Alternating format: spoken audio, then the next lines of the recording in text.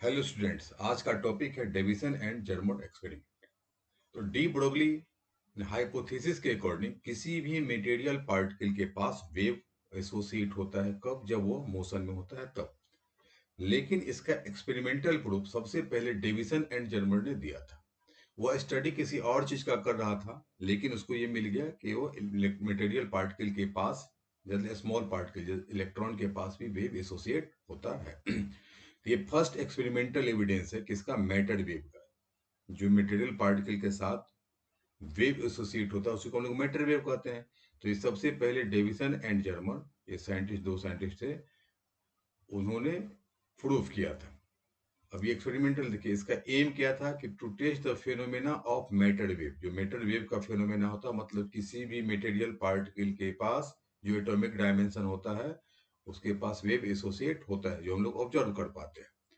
अब यहाँ पे किसके आधार से, यहाँ पे दिया डिफ्रैक्शन पैटर्न। डिफ्रैक्शन पैटर्न किसके थ्रू, तो यहाँ पे इलेक्ट्रॉन के थ्रू दिया गया है। जो इलेक्ट्रॉन के द्वारा वहां पे देखा गया कि वहां डिफ्रैक्शन पैटर्न होता है। इलेक्ट्रॉन अगर पार्टिकल है तो पार्टिकल में तो डिफ्रैक्शन नहीं होता, डिफ्रैक्शन इंटरफेरेंस तो वेव का पैटर्न है। लेकिन ये देखा गया कि वहां पे इलेक्ट्रॉन भी डिफ्रैक्शन पैटर्न को शो करता है। इसका मतलब है कि उसके पास वेव नेचर होता है।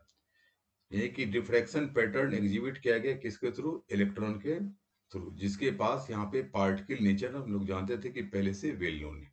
इसका मतलब दोनों नेचर हो गया, पार्टिकल नेचर था ही और ये डिफ्रैक्शन पैटर्न दिखा दिया, इसका मतलब वेव नेचर भी है। तो यही होता है, this will prove the wave nature of particle. अब उसको हम लोग देखते हैं एक्सपेरिमेंटल एविडेंस। एक्सपेरिमेंटली अरेंजमेंट कैसे, ये एक्सपेरिमेंटल अरेंजमेंट है। यहाँ पे फिलामेंट होता है जिसको हम लोग हीट अप करते हैं, जहां से एमिशन होता है इलेक्ट्रॉन का। और ये फिलामेंट है। ये इसके बाद हम सिलेक्ट लेते हैं एकदम पेंसिल, बहुत थीन से थीन फाइन लाइन हम लोग बनाते हैं बीम किसका, इलेक्ट्रॉन का। ये इलेक्ट्रॉन का फ्लो है। और ये हमने वोल्टेज है कि वोल्टेज के अकॉर्डिंग हम लोग कम ज्यादा कर सकते हैं, क्योंकि वोल्टेज के अकॉर्डिंग काइनेटिक एनर्जी होता है। काइनेटिक एनर्जी कितना होता है, चार्ज इनटू पोटेंशियल। तो जैसे अगर पोटेंशियल हम लोग कम ज्यादा करते हैं तो उस जो इलेक्ट्रॉन है उसका काइनेटिक एनर्जी कम ज्यादा होगा। अब यहाँ पे जैसे बीम आता है, एकदम फाइन बीम आता है, ये हो गया यहाँ पे निकल टारगेट, जहां से वह स्कैटर्ड होता है। और ये स्कैटर्ड डिफरेंट डिफरेंट एंगल्स में होता है। इस एंगल को हम लोग लेते हैं यहाँ पे थीटा ले लिए हैं। ये एंगल है थीटा, ये वाला, ये एंगल थीटा होता था। ये यहाँ पे स्कैटर्ड होकर किसी भी डायरेक्शन में यहाँ से लेकर के यहाँ तक, इसके लिए हमको क्या चाहिए था, सर्कुलर स्केल। तो ये सर्कुलर स्केल हमने यहाँ पे ले लिया है। और ये यहाँ पे एक फैराडे सिलेंडर से कनेक्टेड है, जो यहाँ पे गैल्वेनोमीटर फ्लक्चुएशन दिखाता है, जो हम लोग इंटेंसिटी, करंट के इंटेंसिटी को यहाँ पे मेजर करते हैं। ये सर्कुलर स्केल है। अब ये निकल टारगेट, जैसे जैसे टेम्परेचर बढ़ाते हैं सेम टेम्परेचर पे, तो ये क्या होता है, एक डिफरेंट लेयर्स ऑफ ग्रेटिंग की तरह बिहेव करने लगता है। और ग्रेटिंग के कारण इसमें यहाँ पे डिफ्रैक्शन शो होता है। तो यहाँ पे ये देखा कि जब शुरू में हम लोग यहाँ पे वोल्टेज बढ़ाते हैं, वोल्टेज बढ़ाते जाते हैं और इसका रिजल्ट पोलर ग्राफ के फॉर्म में आने लगा था। जब 44 वोल्ट्स होता है तो वहां पे हमको polar graph as a bump वहां पे कर्व मिलना स्टार्ट हो जाता है। और सबसे ज्यादा जब होता है 54 वोल्ट पे, और जब ये एंगल्स होता है, ये 50 डिग्री एंगल्स पे हमको ऑप्टेन होता है, इसलिए हमने यहाँ पे 50 डिग्री देखा है। और यहाँ पे वोल्टेज कितना, 54 वोल्ट जब होता है तो यहाँ पे मैक्सिमम को जो प्रोमिनेंट होता है, सबसे ज्यादा वो कर्व दिखता है। उसके बाद जैसे जैसे वोल्टेज बढ़ाते जाते हैं उसके बाद वो फिर डिसअपियर्स हो जाता है।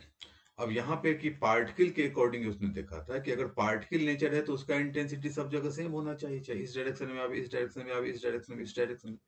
लेकिन उन्होंने पाया कि जब यहाँ पे हम लोग देखते हैं कि डिफरेंट डिफरेंट डायरेक्शन में, तो कहीं पे मैक्सिमा वैल्यू आता है, कहीं पे मिनिमा वैल्यू आता है। तो मैक्सिमा मिनिमा का कंसेप्ट जो होता है वो तो वेव में होता है। तो उसी के आधार पे इन्होंने कहा कि उसके पास वेव नेचर होता है। अब देखिए आगे, इसको हम लोग सिंपली लिख सकते हैं। यहाँ पे इलेक्ट्रॉन बोर्ड, ये था डायग्राम, इसको हमने सिंपल डायग्राम में बना दिया। यहाँ से ये इलेक्ट्रॉन गन है, क्योंकि इस सेटअप को, ये जो पूरा सेटअप है, इस सेटअप को हम लोग इलेक्ट्रॉन गन कहते हैं, जो इलेक्ट्रॉन एमिट करता है। इसी को हमने सिंपल डायग्राम में यहाँ पे लिया है कि यहाँ से इलेक्ट्रॉन गन आता है, ये निकल क्रिस्टल है, और यहाँ से स्कैटर्ड होता है बी। तो जैसे यहाँ पे स्कैटर्ड होता है ये एंगल्स करके, अच्छा यहाँ पे हमने फाई ले लिया है तो इसको भी ये फाई ही कर दीजिएगा। अगर ये एंगल फाई है तो यहाँ पे भी ये एंगल फाई, इस एंगल को भी फाई कर देना है क्योंकि एंगल सेम रख रहे हैं यहाँ पे। अब देखिए हमने स्कैटर्ड एंगल हमने फाई लिया है निकल क्रिस्टल से। अब जैसे निकल क्रिस्टल से स्कैटर्ड होता है तो ये इलेक्ट्रॉन डिफ्रैक्टेड होता है इन ऑल डायरेक्शन। यहीं पे है कि ये डिफ्रैक्ट होता है ये निकल क्रिस्टल से इन ऑल डायरेक्शंस होता है। और उसी इंटेंसिटी को हम लोग क्या करते हैं, मेजर करते हैं। किसका मेजर करते हैं इंटेंसिटी, जो डिफ्रैक्टेड बीम है। ये बीम किसका है, इलेक्ट्रॉन का है। ये इलेक्ट्रॉन के बीम जो डिफरेंट डिफरेंट डायरेक्शन में होता है, जो सर्कुलर स्केल पे हम लोग इसको मेजर करते हैं। और ये हमको ऑब्टेन हो जाता है पोलर ग्राफ के फॉर्म में हम लोग रिजल्ट देखते हैं। तो ये ऑब्जर्वेशन देखते हैं कि ऑब्जर्वेशन कैलकुलेशन में कि जब भी निकेल क्रिस्टल पे बम्बार्ड होता है, मतलब इलेक्ट्रॉन इंसिडेंट होता है, तो यहाँ पे हमको एक विथ यहाँ पे एंगल, किसी भी एंगल पे कहाँ पे आता है, मैक्सिमा एंड मिनिमा हमको ऑब्टेन होना शुरू हो जाता है। तो जैसे मैक्सिमा मिनिमा हमको ऑब्टेन शुरू हो जाता है, किस में होता है वो, तो वेव में होता है। तो यही से उसने दिया था कि बिहेव करता है किसके, लाइक अ वेव। बिहेव की तरह वेव करता है लाइक, यहाँ पे है अंडर सर्टेन कंडीशन। और जो भी यहाँ पे हमको ग्राफ ऑब्टेन होता है वो पोलर ग्राफ के फॉर्म में मिलता है। रिजल्ट जो भी दिखाते हैं पोलर ग्राफ में।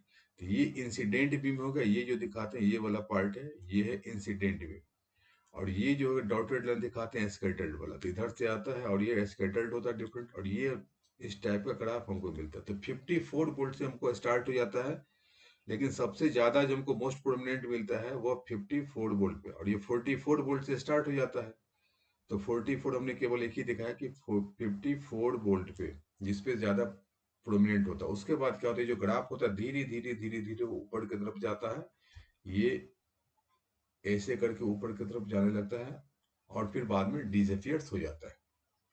तो ये जो एंगल्स है, एंगल्स हम लोग को मिलता है 50 डिग्री। ये एंगल्स, ये फाई इक्वल टू यहाँ पे लेते हैं 50 डिग्री। और वोल्ट कितना है, 54 वोल्ट पे हमको ऑब्टेन्स होता है। अब ये तो हमको मिल गया मैक्सिमम वाला। अब हम लोग यहाँ पे देखते हैं ये एक्सपेरिमेंटली क्या होता है। ये जो था निकेल क्रिस्टल, ये निकेल क्रिस्टल एक बहुत सारे एक ग्रेटिंग की तरह बिहेव करता है। ग्रेटिंग की तरह मतलब यहाँ पे बहुत सारे प्लेन्स होते हैं और ये जो ग्रेटिंग का यहाँ पे स्पेस होता है, ये बहुत सारा लाइंस होता है इस दो के बीच में लाइन, जहाँ पे grating space D equal to कितना, 0.91 एंगस्ट्रॉम होता है। यहाँ पे लिख दिया हमने कि जो ग्रेटिंग का जो स्पेस है, मतलब बहुत सारे लाइन्स होते हैं ग्रेटिंग में, तो दो लाइन के बीच का जो डिस्टेंस है जिसको ग्रेटिंग स्पेस कहते हैं वो है 0.91 एंगस्ट्रॉम है। अब यहाँ से ब्रैग्स लॉ का इक्वेशंस आता है। ब्रैग्स लॉ का इक्वेशंस क्या आता है, यहाँ पे देखिए सबसे पहले इस डायग्राम के अकॉर्डिंग यहीं पे देखिए दो लेवल्स के बीच का डिस्टेंस होता है। तो एक इधर से आता है, यहाँ पर स्कैटर्ड होता है, फिर यहाँ पे आ गया दूसरा स्कैटर्ड होता है। तो ये जो पाथ डिफरेंस होता है ये वाला, ये यहाँ से हमने परपेंडिकुलर डाल दिया, ये वाला पार्ट हो गया। यहाँ से हमने परपेंडिकुलर डाल दिया ये वाला। तो ये डिस्टेंस ये और ये इतना पाथ होता है। तो कितना पाथ हो गया, D distance plus D distance, ये टू डिस्टेंस होता है। यही टू डी एन थीटा जो होता है ये इक्वल टू होता है एन लैम्डा के बराबर होता है। ये कंस्ट्रक्टिव इंटरफेरेंस के लिए मैक्सिमा के लिए कंडीशंस में दिया था, ब्रैग्स ने इक्वेशंस दिया था। एन क्या है, order, first order, second order, third order and so on. तो यही सी फॉर्मूला का हम लोग यूज करते हैं। अब यहां से देखिए ब्रैग्स इक्वेशन जो था मैक्सिमा के लिए, तो 2d sine theta equal to N lambda हम लोग यहाँ पे लेते हैं फर्स्ट ऑर्डर के लिए। तो एन इक्वल टू क्या कर देंगे, एन इक्वल टू हम लोग लेते हैं यहाँ पे एन इक्वल टू 1 कर देते हैं फर्स्ट ऑर्डर के लिए। तो लेमडा इक्वल टू आ जाएगा 2d साइन थीटा। थीटा क्या है यहाँ पे, ग्लांसिंग एंगल करके। तो ये तो हमने दिखा था, ये लाइट इधर से इंसिडेंट आती है कितना, 54 वोल्ट पे। तो इसका एनर्जी कितना होगा, वोल्टेज इंटू चार्ज। चार्ज यहाँ पे ई है, तो हम लोग इसको ये भी लिख सकते हैं 54 electron volt kinetic energy. Incident beam का जो होगा काइनेटिक एनर्जी कितना हो जाएगा, 54 इलेक्ट्रॉन वोल्ट हो जाएगा। तो इंसिडेंट होता है और ये एंगल आता है और स्कैटर्ड होता है यहाँ पे 50 डिग्री एंगल्स पे होता है। तो ये 50 डिग्री तो यहाँ पे हो गया 5। और ये एंगल्स कितना होगा यहाँ पे 65 कैसे होता है, तो ये जो एंगल्स होता है ये प्लेन्स हो गए। इस पे अगर परपेंडिकुलर डालेंगे तो कितना आ जाएगा, ये एंगल हाफ हाफ हो जाएगा।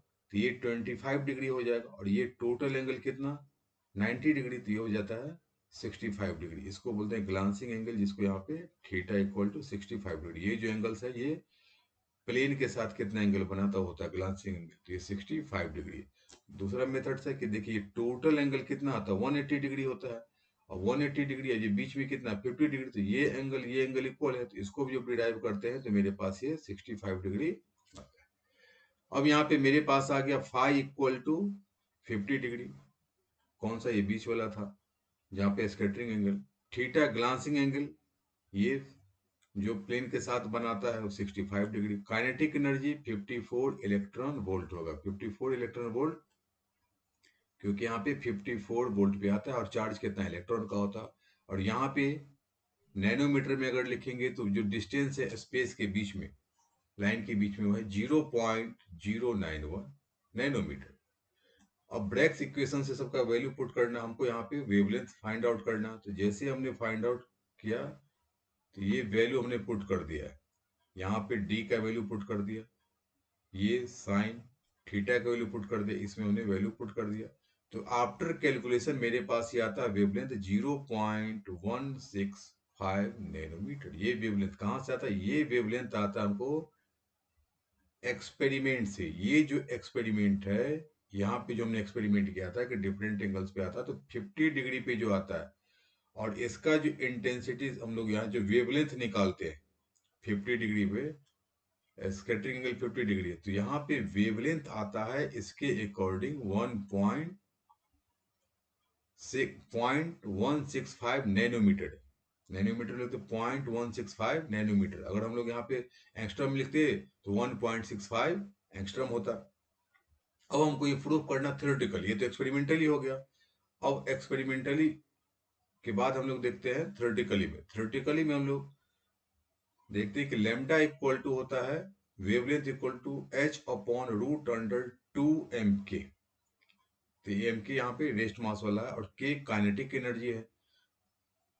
तो ये हम लोग पहले 2mk का वैल्यू फाइंड आउट कर लेते हैं। तो ये mk rest mass of electron, क्योंकि इलेक्ट्रॉन का हम लोग स्टडी करते हैं। और काइनेटिक एनर्जी कितना होगा 24 इलेक्ट्रॉन वोल्ट। तो जब यहाँ पे केजी लिखे हैं तो इसको भी हम लोग जूल में कन्वर्ट कर लेते हैं। तो जूल में कन्वर्ट करने के लिए क्या करेंगे, यहाँ पे इलेक्ट्रॉन वोल्ट में है, तो ये इलेक्ट्रॉन के चार्ज से हम लोग मल्टीप्लाई कर देते हैं, तो सब ये आ गया ऐसा यूनिट में। तो आफ्टर कैलकुलेशन जो रूट अंडर 2mk है उसका वैल्यू आ जाता है ये 4 इंटू 10⁻24 केजी मीटर पर सेकेंड। अब इसका वैल्यू हम लोग यहाँ पे पुट कर देंगे। तो जैसे हम लोग यहाँ पे वैल्यू पुट करते हैं तो h का वैल्यू होता है 6.63 या 625 भी लिख सकते हैं, 10⁻34 जूल सेकेंड। और यहाँ पे रूट अंडर 2mk का वैल्यू हमने ऊपर फाइंड आउट किया। तो जैसे वैल्यू के बाद पुट करते हैं तो मेरे पास आफ्टर कैलकुलेशन आता है वेवलेंथ इक्वल टू 1.66 एंगस्ट्रम। ये एंगस्ट्रम आ गया, नैनोमीटर में लिखेंगे तो ये आ गया 1.166 या था 0.1, देखिए 0.166 नैनोमीटर आता है। और यहाँ पे एक्सपेरिमेंटली कितना आया था 0.165 नैनोमीटर, ये 0.165 नैनोमीटर। और ये थ्योरेटिकल कितना आया था, जो डी ब्रोगली ने फॉर्मूला दिया था उसके अकॉर्डिंग 0.166 नैनोमीटर आता। तो ये ऑलमोस्ट एक्सट्रीमली मैच कर जाता है। तो ये था कि जो एक्सपेरिमेंटल रिजल्ट और ये थ्योरेटिकल रिजल्ट मैच कर गया, तो ये माना गया कि उसके पास वेव नेचर होता है। तो रिजल्ट में ये था कि ये एक्सपेरिमेंट वेरीफाई कर दिया कि जो डी ब्रोगली हाइपोथेसिस था, तो डी ब्रोगली हाइपोथेसिस क्या कहता है, कोई भी मटेरियल पार्टिकल के साथ वेव एसोसिएट होगा, उसने यहाँ पे प्रूफ कर दिया। सबसे पहला प्रूफ था कौन, डेविसन एंड जर्मर। ये भी लॉन्ग में क्वेश्चंस आते हैं कि एक्सपेरिमेंटल प्रूफ, कभी कभी डायरेक्ट दे देगा डेरिवेशन फाइंड आउट करने के लिए, या फाइंड आउट या derive the Davisson Germer experiment, या तो कभी कभी क्वेश्चन दे देता है कि एक्सपेरिमेंटल प्रूफ डिस्क्राइब करे जो वेव पार्टिकल के बारे में था। तो डिविजन जर्मर एक्सपेरिमेंट भी लॉन्ग में पूछा जाता है।